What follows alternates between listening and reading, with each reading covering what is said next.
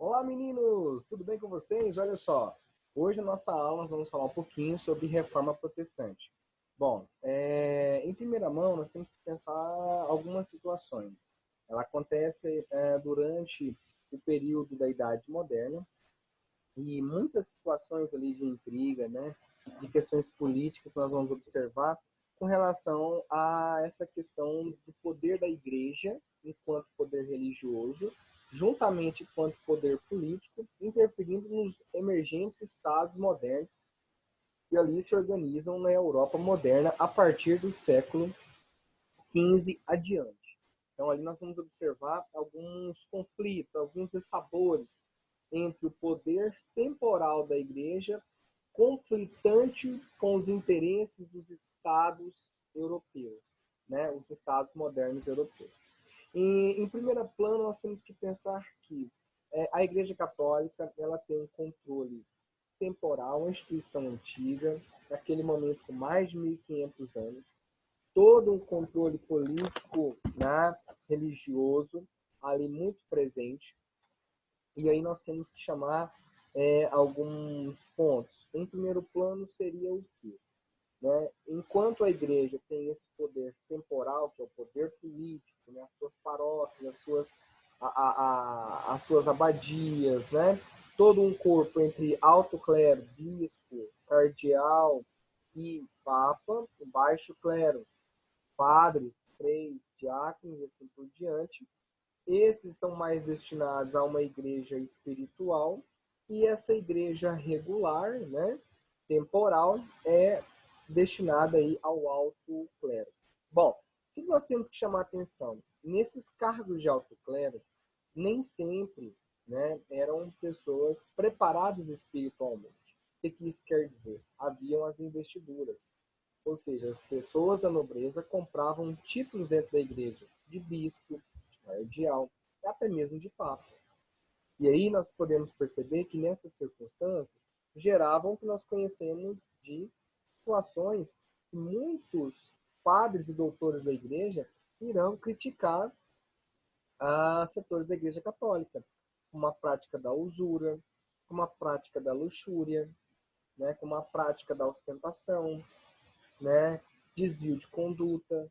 Por que esses doutores da igreja criticam, né, a mesma igreja com as quais ele pertence? Ora, isso é simples. Em primeiro plano, nós temos que pensar que essa situação ocorre devido a alguns problemas relacionados ali com a instituição religiosa, né? Ora, se eles criticam, é porque, de acordo com as escrituras e com seus estudos, eles concluem que a igreja desvia o seu princípio religioso do cristianismo primitivo, em que após Pai Jesus, né, pregava a humildade, a igualdade no sentido não apenas social, mas no sentido espiritual das pessoas, de que todos fossem tratados de maneira igual, respeitando a dignidade de cada ser humano ali. E ali você começa a perceber que naquele momento essa igreja está muito mais distante desse cristianismo primitivo do que se acredita. Bom, nós temos outra situação no aspecto econômico, né? Emana, né, uma nova classe social chamada de burguesia, e a burguesia ela está insatisfeita com a igreja porque a igreja nesse momento condena a prática do lucro, a prática dos juros, mas ela também era dona de banco e ela emprestava dinheiro à ajuda, então tem essas contradições dentro da instituição. E ela condena essa burguesia, a essas práticas. E com o passar do tempo, no aspecto econômico, ali no século XV, você vai vendo esses dissabores entre o aspecto econômico, né, sendo ali criticado e ameaçado em alguns momentos por um organismo internacional e espiritual dentro da Europa, que é a Igreja Católica. Bom, nos aspectos teológicos, nós temos duas situações bem interessantes. A primeira situação seria a questão do tomismo, em que tomismo, né, São Tomás de Aquino, que acreditavam, né, no livre-arbítrio e nas boas ações. Ou seja, isso garantiria o caminho para a salvação de uma pessoa. As boas ações, dentro do pensamento tomístico. Tá, o pensamento agostiniano acreditava-se que apenas a fé salva as pessoas. Então, se a pessoa tem fé em Deus, em Jesus Cristo, logicamente ela está predestinada à salvação. E isso é interessante a gente pensar aqui agora, que esse pensamento agostiniano é que vai colaborar para o pensamento reformista. Bom, nós vamos observar aqui, olha só, vamos ampliando aqui, o movimento restaurador, né, politicamente ali na religião, nas dimensões políticas e econômicas, vai dar ali alguns principais linhas, né, do pensamento protestante. Protestante porque estão protestando contra a posição da igreja, tudo bem? Por isso que é chamado protestante. Nós vamos ver que isso, na verdade, acontece lá na Alemanha, quando a boa parte da população protesta contra Carlos V, de acordo com as decisões de prender Martinho Lutero. Por isso que vai surgir a ideia dos cristãos protestantes. Mas aqui não é o momento. Então, ó, as principais vertentes protestantes, né, seriam o luteranismo, calvinismo, anabatismo e anglicanismo. É o que nós vamos dar uma análise mais simplória, né, aqui para vocês. Bom, as principais causas, como eu havia, né, feito a introdução, a ideia seria a situação da igreja, né, esse mundo medieval. Olha só, o mundo temporal em transformação e a igreja presa aos elementos teológicos da Idade Média, com o teocentrismo, por exemplo. A insatisfação política, principalmente da burguesia, com a atuação da igreja, né, no aspecto econômico, combate à usura, combate ao lucro, e isso interfere, né, na política econômica da burguesia, que vai interferir no Estado também. Agora nós veremos isso. Um sentimento nacionalista muito forte. Diga-se de passagem que a igreja tinha, até por volta do século XV, o seu próprio exército, os cavaleiros templários. Ela tinha o seu próprio exército, fruto das cruzadas, que permanece e quando chega no século XV é posto na ilegalidade. Bom, a ansiedade, então, ali, nós vamos percebendo, né, uma insegurança no aspecto religioso, né, e essa dimensão dessa insegurança, tá, atravessando aos estados modernos, a questão da territorialidade e da nacionalidade dessas novas nações que surgem. Bom, nós vamos observar que dentre eles nós temos aqui o Papa Leão X, tá? Os precursores dessa crítica à Igreja Católica, lembrando que um pouco mais antes haviam outros movimentos considerados heréticos, né, como Pedro Valdo, né, os valdenses, os cátaros, tudo bem? Que também criticam a Igreja. Temos ali a Ordem Mendigante, que não critica a Igreja, mas dedica-se à humildade, né, à obediência ao Papa, à castidade, né, com São Francisco de Assis e Santa Clara. Aqui, nesse momento, são doutores da Igreja Católica, como John Wycliffe, né, um britânico, né, e o John Hus, ou Jan Hus. Nós vamos ver uma maior ampliação sobre esses dois precursores, com os quais ambos morreram queimados pela Igreja Católica, considerados como heréticos. Um no século XIV e o outro já ali no início do século XV. Vamos lá, então. Bom, aqui nós temos um outro pensador que vai colaborar, mas já lá, né, no século XVI, que é o Erasmo de Roterdã. Bom, John Wycliffe. Esse cara nasceu por volta de 1325 a 1384. Esse é o período, né, de vida e morte. John Wycliffe nasceu em 31 de dezembro de 1328 ou 320, alguns aí. Estudou direito canônico, estudou teologia, né? Ele entrou para a Universidade de Oxford, da Inglaterra, ele era britânico, de uma família até com boa posição econômica, proprietários de terra. E ele era um grande nacionalista britânico, defendia, né, uma igreja da Inglaterra, uma igreja que fosse efetiva no sentido territorial, no sentido temporal também, voltada para o povo da Inglaterra, né? E não apenas uma instituição que cobra dízimo ou indulgência e manda, né, explora a população, pega a riqueza e manda para Roma, mas que fosse atuante no sentido de caridade, né, no sentido de humildade aqui na Inglaterra. Bom, ele tinha então uma proposta de reformas dentro da Igreja Católica, defendia o direito, né, de confiscar as terras da igreja, combate a combate as indulgências, né? Indulgência são aqueles papeizinhos, sabe aqueles papeizinhos assim, ó, que vê o nome da pessoa e ele dá a garantia da salvação, a indulgência? Pois é, esses papéis eram vendidos pela Igreja Católica com o objetivo, né, de salvar as pessoas. Tudo bem? Hoje existe indulgência na Igreja Católica? Sim, mas o sentido é outro e a proposta também não é bem essa como se tinha no sentido mercadológico, né, da Igreja Católica ali na Idade Moderna. Ali era um papelzinho que você anotava seu nome e você pagava algumas moedas e teria uma salvação temporária da alma daquela pessoa durante 10, 5 anos ou uma salvação plena. Aí você pagaria dobrado nas caixinhas de moeda que ficava bem na entrada das igrejas ali no início do século XV, XVI, XVII. Né? A gente vai observar isso. E isso vai dar impulso, perdão, do século XII até o século XVI. Isso vai dar impulso para o movimento reformista.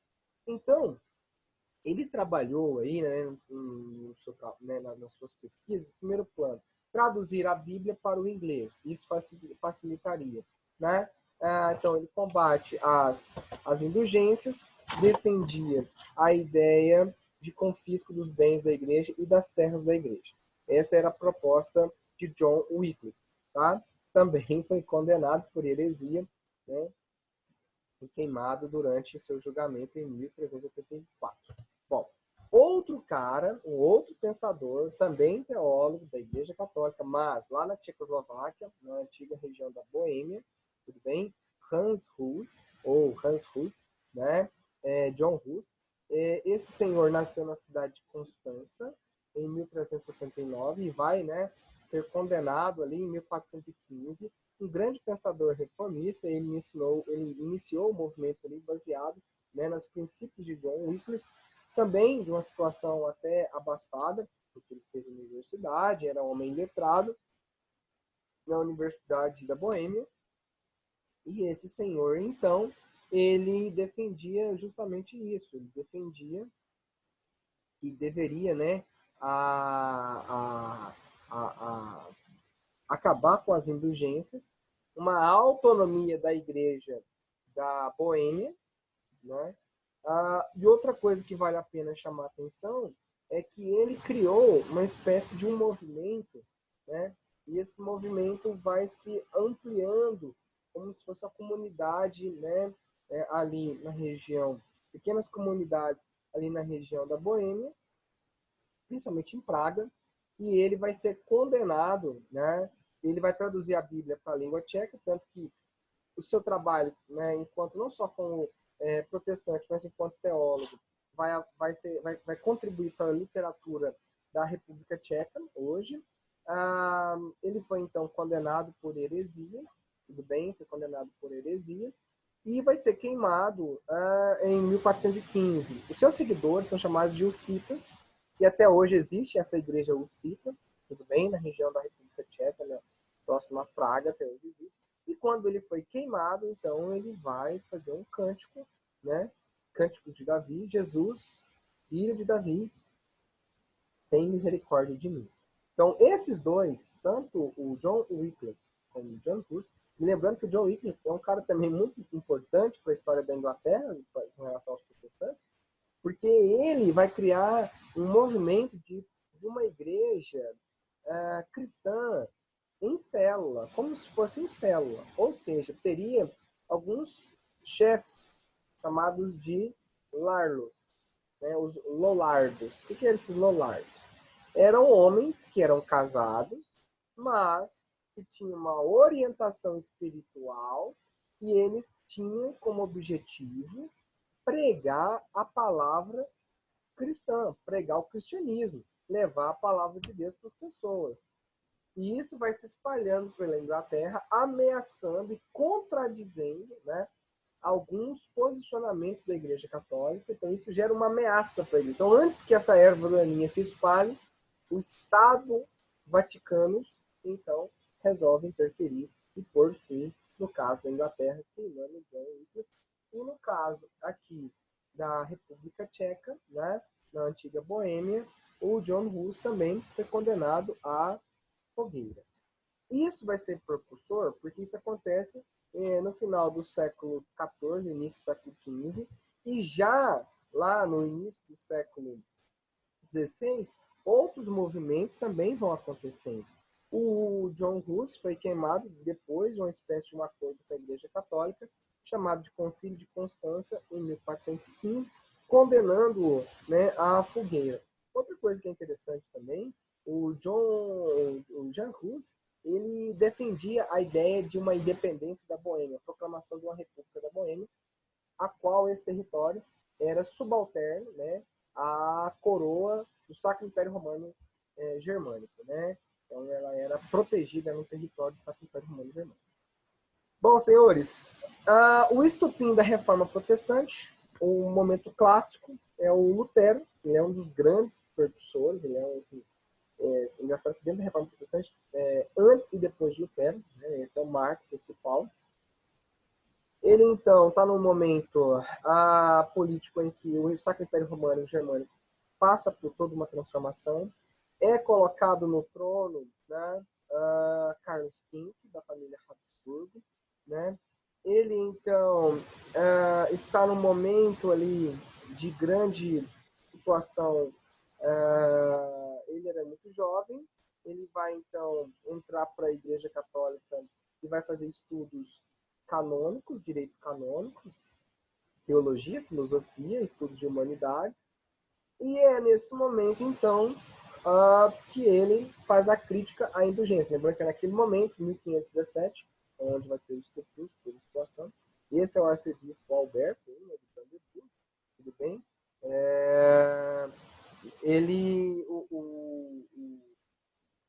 O Lutero, Martinho Lutero, ele é um jovem, né, que estudou muito a fundo a teoria agostiniana, com a qual previa a questão da predestinação e que a fé salva o homem. Vamos ver um pouquinho. Eu até comentei com vocês as caixinhas que colocavam a moeda para comprar indulgência. É essa caixinha que você está vendo aqui. Beleza? Bom, vamos avançar então. Martinho Lutero, ele é esse cara que nasce na cidade de Leisleben, né? O leste da Alemanha, da atual Alemanha hoje, filho de Hans e Margaret Luther, né? Vamos ver aqui um pouquinho sobre eles. Esse é o pai dele, o Hans Luther, e a mãe dele, Margaret Luther, né? É isso, Hans e Margaret Luther, né? Pais de Lutero. Tudo bem, Martinho Lutero. Bom, ele então ingressa na igreja, né?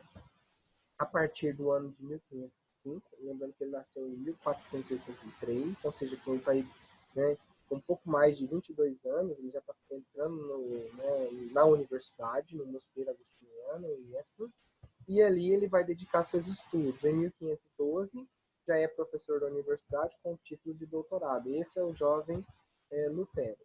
Bom, avançando aqui, nós estamos vendo, né, o Palácio de Wittenberg e a igreja igreja do Castelo, onde estava próximo ali. Aqui está o palácio, aqui em cima, e aqui está a igreja. Bom, avançando, Lutero, no ano de 1517, em 31 de outubro, convoca a comunidade acadêmica para um grande debate. E ali ele apresenta o debate sobre as indulgências. É nessa hora que ele apresenta as suas 95 teses. Bom, as teses aparecem aqui no cantinho para você ver. Eu vou citar pelo menos 4 teses, que não dá tempo de falar sobre todas elas, mas uma delas, a crítica, deixando bem claro, é sobre as indulgências. Beleza? Olha só. Tão raro como quem é penitente de verdade é quem adquire autenticamente as indulgências. Ou seja, é raríssimo. Serão condenados em eternidade, juntamente com os seus mestres, aqueles que se julgam seguros da sua salvação através da carta de indulgência. Deve-se ter muita cautela com aqueles que dizem serem as indulgências do Papa, aquela inestimável dádiva de Deus através da qual a pessoa é reconciliada com ele. Pois aquelas graças das indulgências se referem somente às penas de satisfação sacramental, determinadas por seres humanos, e não por um elemento divino. Então ele quer dizer o seguinte: como que um papel vai salvar uma pessoa se apenas Deus é que salva? Não é algo material, mas é algo espiritual que salva uma pessoa. Essa é uma crítica dele. Agora a pergunta é: por que a Igreja Católica estava vendendo indulgência ou vendendo relíquias? Lembrei que relíquias são peças sagradas, tá? Que eram vendidas pela Igreja Católica, consideradas sagradas pela Igreja Católica, né? Com o objetivo de, quanto mais peça da igreja, né? Pedaço de madeira da cruz de Cristo, espinhos da cruz de Cristo, cravos que prenderam Jesus, os pregos que prenderam Jesus, né? Enfim, pedaços dos tecidos de Jesus Cristo, né? Até nessa época, tem um estudo aí que comprova que uma parte do santo sudário, aquele pano que envolveu Jesus Cristo, um pedaço dele foi, né, cortado e vendido, né, para arrecadar fundos para a construção da Basílica de São Pedro. O tanto de madeira que foi vendido e o tanto de pedaços de espinhos e pregos que foram vendidos, daria para fazer uma grande obra, bem? Bom, essa é uma das situações, né, que nós fazemos, levantamos, e que vai ocasionar a insatisfação de alguns doutores da igreja com relação à igreja católica. E por isso que ocorre a reforma protestante. Certo? Bom, para a gente poder avançar, Lutero, no ano de 1519, né, em um debate com João VIII, defende, né, as teses de Hus e afirma que os papas e os concílios podem errar.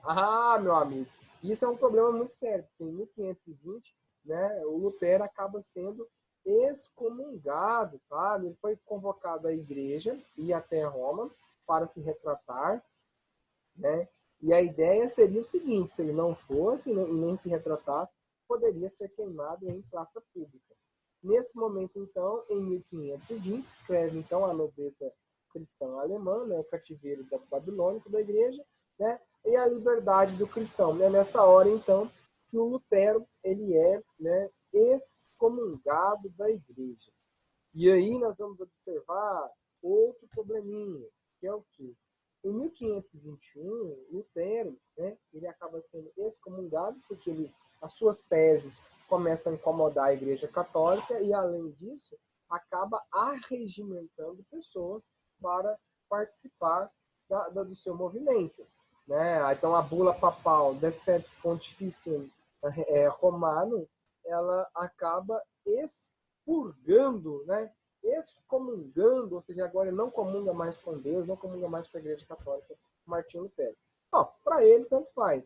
Só que nessa hora, né, o governo alemão, né, o governo do Sacro Império Romano Germânico, vendo a situação política se alastrando, né, uma crítica da nobreza com relação, da nobreza católica, né, com relação a esse movimento popular cristão, isso acarreta em algo muito complicado, né? Há princípios ali de guerra civil, alguns ataques a padres, né? Queima de igrejas, invasão às igrejas. Há também invasões, né, em algumas propriedades da própria Igreja Católica, territórios. Então, para acabar com esse problema, o imperador, na época, Carlos V, do Sacro Império Romano Germânico, convoca uma reunião entre nobres, burguesia e até mesmo a Igreja Católica, para decidir o que fazer com Lutero e esse movimento. E na Dieta de Worms, Lutero foi condenado. Ele foi condenado à prisão. Só que ele acaba, né, nessa prisão, e também seria queimado, nessa prisão ele acaba se refugiando no castelo de Wantenburg. Nesse castelo de Wantenburg, lá, o príncipe dono desse castelo acaba dando apoio a Lutero, porque ele acreditava nas propostas de Lutero, e Lutero vai traduzir a Bíblia para o alemão. Nesse momento, então, aí está o castelo onde ele foi preso, né? Aí, onde você for na Alemanha, você vai ver a Bíblia traduzida em alemão, né? O castelo de Heidelberg, né? Onde o Lutero ficou dormindo, e a Bíblia em alemão, ali os locais. Bom, Lutero defendia o seguinte: primeira coisa, né? Na Alemanha, e primeira coisa, graças a um tal de Johannes Gutenberg, também outro alemão que criou a prensa, ele conseguiu imprimir essa Bíblia mais rápido. Ele acreditava que a Bíblia deveria ser para todos, que todos deveriam ter acesso à Bíblia. Essa é a proposta de Lutero. Todos deveriam ter acesso à Bíblia. e que todos teriam a livre liberdade, quem soubesse ler, de interpretar a Bíblia. Eu faço uma ressalva. Qual que é a minha ressalva? Como que uma pessoa que não tem nenhum preparo teológico vai ler a Bíblia? Ler por ler, tudo bem, é um livro. Mas talvez se esse cara tem uma interpretação errada, e dizendo isso para outras pessoas, pode promover grupos que distorcem a palavra de Deus, a Bíblia. Isso é um outro problema. Mas, enfim, ele defendia isso, que as pessoas deveriam ter a livre interpretação da Bíblia, né? E esse movimento, né, acaba de própria condenação, né, na Dieta de Worms, acaba gerando um protesto da população camponesa e pobre da Alemanha em relação ao imperador. Eles saíram às ruas em protesto. Daí que vai surgir o conceito de protestantismo cristão de Lutero. As pessoas protestaram contra a prisão de Lutero. Daí que surge, né, principalmente agora, né, após a Dieta de Inspira, onde surge o movimento de protestantes, e vai gerar uma guerra civil na Alemanha entre protestantes e católicos. Tá? Para a gente continuar aqui, Philipp de Hess convoca então um colóquio, né, de Marburg, né, e as divergências entre luteranos e zuglianos sobre a ceia do Senhor. Aqui já é um debate propriamente teológico protestante. Bom, avançando aqui está o processo, né, que vai inspirar a impressão ali de Lutero. Lutero, então, ele vai criando, né, ao longo do território, as suas ideias, vai espalhando, né, o luteranismo para a Suécia, Dinamarca, Noruega, e chega à Inglaterra. Isso de passagem.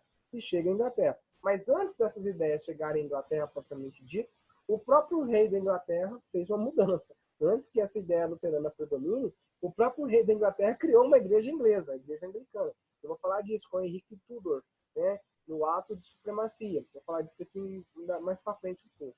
Bom, na Alemanha, então, para acabar essa guerra constante entre protestantes e católicos, então o rei Carlos V resolve promover a paz de Augsburgo.